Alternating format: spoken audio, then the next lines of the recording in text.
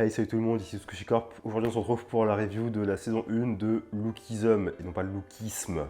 Lookism, donc c'est une série que Netflix a produite qui est adaptée d'un webtoon à succès, enfin un succès, qui a son petit succès, que en tout cas j'apprécie énormément. Donc c'est l'histoire de Young-sok, un jeune lycéen qui est gros, qui est laid, qui n'a rien pour lui et qui se fait sauvagement bully par ses camarades parce que visiblement le harcèlement scolaire en Corée c'est assez hardcore et qui du coup décide de changer d'école pour fuir ses harceleurs et donc il change de ville et un jour il se réveille et il se réveille dans un corps qui est beau, svelte, très fort et du coup il décide d'aller au lycée avec ce corps-ci et donc il va en gros essayer de s'intégrer dans sa nouvelle vie au lycée et de se faire des potes et il va notamment prendre sous son aile un peu ceux qui sont du coup bullies par les beaux gosses du lycée, sachant que c'est un lycée où en fait tout le monde est beau et en gros plus t'es beau, plus t'es populaire et bon c'est un peu un espèce de microcosme. Il représente une échelle sociale avec vraiment ouais plus t'es beau, plus t'es populaire et plus t'es moche, tu crains. Donc qu'est-ce que j'en ai pensé personnellement? Bah écoutez, j'ai bien aimé personnellement, voilà, parce que j'aime beaucoup le webtoon, qui part un peu en couille normalement, on va pas se mentir, mais bon, j'ai bien aimé l'adaptation, c'était sympathique, mais on parlera plus tard des petits problèmes. On va commencer par de quoi est-ce que ça parle? Bien évidemment, la question principale qui est soulevée avec ces œuvres, c'est faut-il être beau pour réussir et est-on destiné à se faire marcher dessus toute sa vie si on est moche et qu'on n'est pas riche? Et l'auteur répond à cette question avec énormément de subtilité grâce à tous ces personnages très hauts en couleur. Donc j'ai pas les noms en coréen parce que je lis le tout en anglais et que ça me saoule de retenir les noms en coréen. Donc parmi les personnages, on a évidemment le héros Young-sok, Daniel Park en anglais. Young-sok, on a voilà, Daniel Park. Bref, qui est d'un côté qui est très beau et de l'autre côté qui est son corps moche. Donc il est deux corps en fait, le jour avec son corps beau et la nuit son corps petit moche pour travailler. À côté de lui, on a le personnage de Zach que j'aime beaucoup. Encore une fois, je vais se prendre en coréen. De toute façon, il y aura des photos. Zach qui est un boxeur qui au début de l'histoire c'est un peu un fils de pute et puis en fait après on apprend que oh ça va, il est pas si méchant, il évolue bien, c'est vraiment le personnage qui commence mauvais et qui devient de plus en plus bon au fur et à mesure. Donc, personnellement c'est un personnage que j'aime beaucoup. Après on a Vasco, le défenseur de la veuve et de l'orphelin qui vous verrez, j'en dis pas plus, vous verrez que pourquoi il est devenu aussi fort et tout, bref, très intéressant Vasco mais un peu surcoté, on va pas se mentir. Il est juste fort, vraiment calmez-vous avec Vasco. Avec lui, on a Vinjin, qui dans la saison 1 est représenté comme l'antagoniste, donc c'est le mec qui fait du rap là.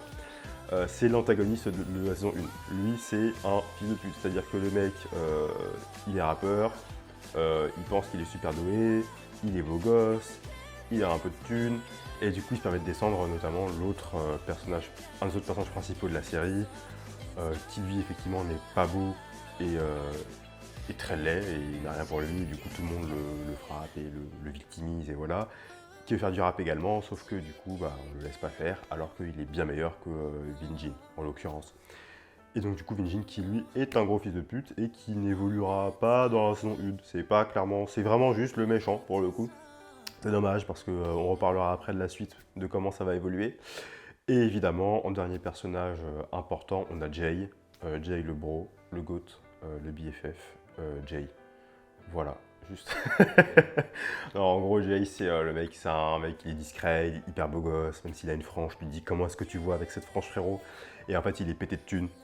Le mec est vraiment pété de thunes, c'est le mec le plus riche du bahut, je pense. Et pourtant, c'est un mec bien en fait. Il est gentil avec les gens, il aide son prochain.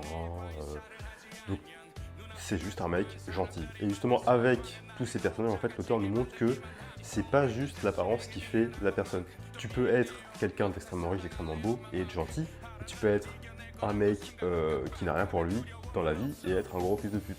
Notamment, par exemple, le personnage principal, Young-sok, au début de l'histoire, c'est pas un mec bien en fait, parce que certes, il se bully comme pas possible, mais avec sa mère, en fait, il a un comportement qui est juste atroce. Il le reproche d'être pauvre, il le reproche tous ses malheurs, et du coup, il se comporte comme une merde avec sa mère. Et c'est intéressant parce que justement, dans l'intrigue, en devenant beau, et il va réaliser certaines choses et il va grandir, et puis il va finir par s'excuser auprès de sa mère parce qu'elle fait ce qu'elle peut pour l'aider. Et donc c'est hyper intéressant en fait comme parallèle, c'est juste que en fait, tu es ce que tu es parce que tu décides de l'être et pas parce que tu as ce que tu as en fait. Donc c'est assez intelligent comme discours je trouve sur l'être et le paraître. Voilà, c'est le sujet de la chose. Donc en fait tu peux choisir d'être quelqu'un de bien ou quelqu'un de mauvais. C'est juste, c'est ton choix en fait.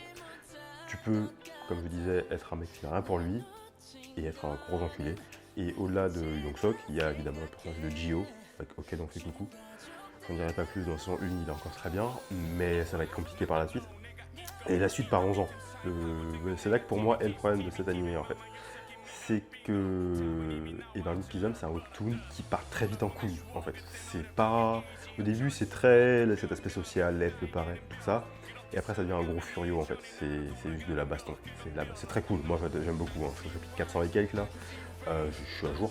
C'est une grosse dinguerie. Vraiment, c'est que des mecs musclés qui se tapent dessus. Si t'aimes le furio, c'est cool, il n'y a pas de souci. Mais du coup, le concept de base se perd. On perd tout le propos sur l'être, le paraître, la société, et en fait, c'est des guerres de gang. Et encore une fois, ça peut être très cool. Et dans la saison 1, on commence à voir apparaître un peu ça, parce qu'en fait, je pense que l'auteur voulait faire apparaître cet aspect-là assez tôt en vrai, maintenant que j'ai vu la saison 1. C'est-à-dire qu'à la fin de la saison 1, par exemple, on voit le personnage de Crystal, et en fait, elle est accompagnée notamment de son garde du corps, le mec avec sa chemise jaune, ses bretelles là et ses yeux noirs. Et ce mec-là est extrêmement important et il a commencé à avoir un peu de baston avec lui notamment. Et en fait, c'est là que tout commence à se mettre un petit peu en place par rapport à ces gardes de gang qui vont apparaître. Donc la saison 1, si vous l'avez appréciée, bah tant mieux. Moi personnellement, j'ai bien aimé, même si sur la forme, j'ai eu quelques soucis. Dans le sens où l'animation est pas ouf. J'ai pas trop aimé, non pas l'animation, plutôt la direction artistique. On a une direction artistique qui fait très, je trouve, dessin animé américain des années 2015. Je sais pas comment dire ça, c'est assez particulier. Je suis pas fan du tout de la direction que ça a pris. Après, bon, voilà, c'est les goûts, les couleurs évidemment, mais j'aime pas trop. L'animation, elle est bien. Sauf Vasco. Pourquoi il n'y a que Vasco qui est en CGI? Enfin, je comprends pas. Alors, à la fin, non, mais au début, il n'y a que lui qui est en CGI. Tu fais pourquoi il n'y a que toi, frérot? C'est super bizarre. Bon, pourquoi pas. Mais bref, ça passe. C'est pas une animation qui cassera pas un canard, mais ça passe. Les couleurs sont jolies, voilà. Juste après, la direction artistique, personnellement, je ne suis pas fan. Mais ça reste une bonne adaptation comparée au Webtoon, qui les premiers chapitres ne sont pas très beaux, on va pas se mentir. Même si après, le Webtoon progresse bien évidemment dans ses dessins. Mais du coup, si vous avez apprécié la saison 1, vous allez peut-être pas apprécier la suite, parce que pour le coup, ça devient vraiment de la bonne grosse baston des familles. Et si on n'apprécie pas le genre du Furio, ça peut être compliqué. Donc après, j'attends de voir la saison 2, je pense que la série va être renouvelée parce qu'il me semble qu'elle a bien marché. Là, il n'y a que 8 épisodes dans cette saison 1, ça va jusqu'au chapitre 24 à peu près. Donc il y a largement de quoi faire une suite, plusieurs dizaines de saisons je pense à ce rythme-là. Donc on attend de voir ça, et en attendant, c'est tout ce que je fais. Alors voyons.